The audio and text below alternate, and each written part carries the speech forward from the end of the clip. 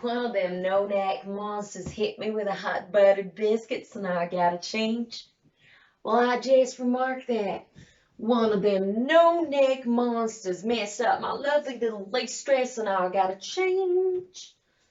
I swear they got no necks, none visible. Their fat little heads are stuck through their fat little bodies without a bit of connection.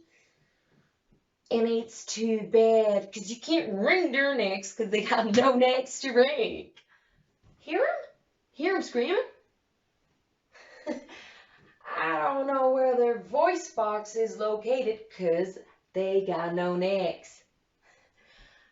I got so nervous at that table tonight. I thought I would throw my head back and utter a scream that you could hear all across the Arkansas borders and part of Louisiana and Tennessee.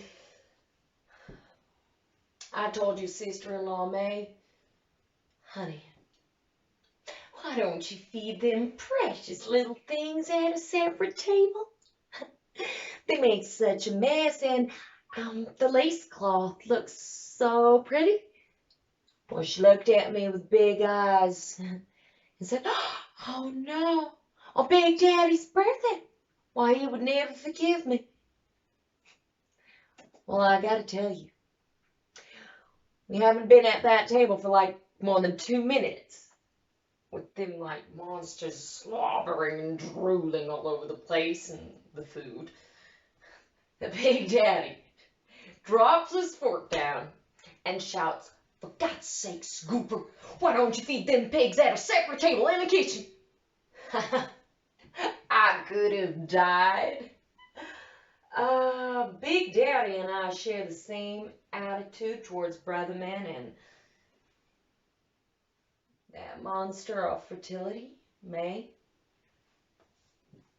As for me, well, I think, I make him laugh now and then, and I think he tolerates me.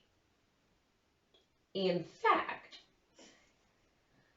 I have a little suspicion that he harbors an unconscious liking for me.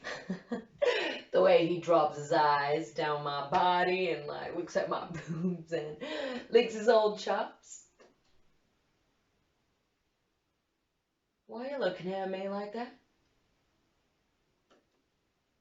The way you were looking at me before I caught you eyeing in the mirror. I don't know how to describe it, but it froze my blood. Don't you think I know that? Don't you think I know that? That I've gone through this hideous transformation. Become hard, frantic, cruel. That's what you've been observing in me lately. Can't help but observe it. That's all right.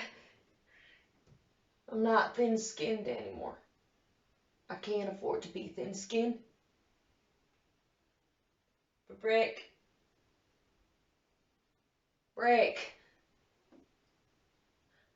I was gonna say something.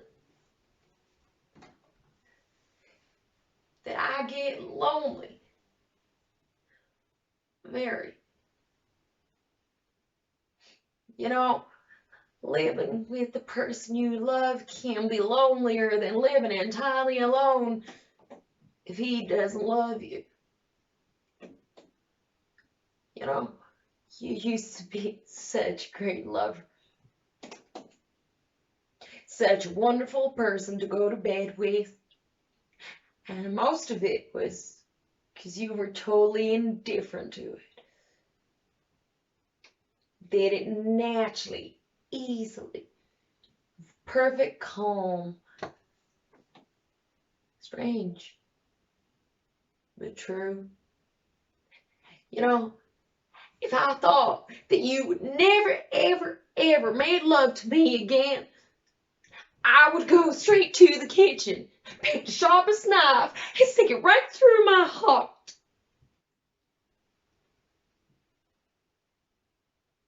But the one thing I don't have is the charm of the defeated. My hat is still in the ring, and I am determined to win. What's the victory of a cat on a hot tin roof?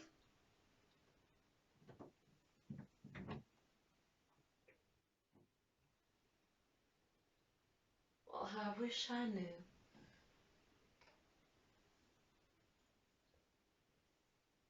Just staying on it, I guess.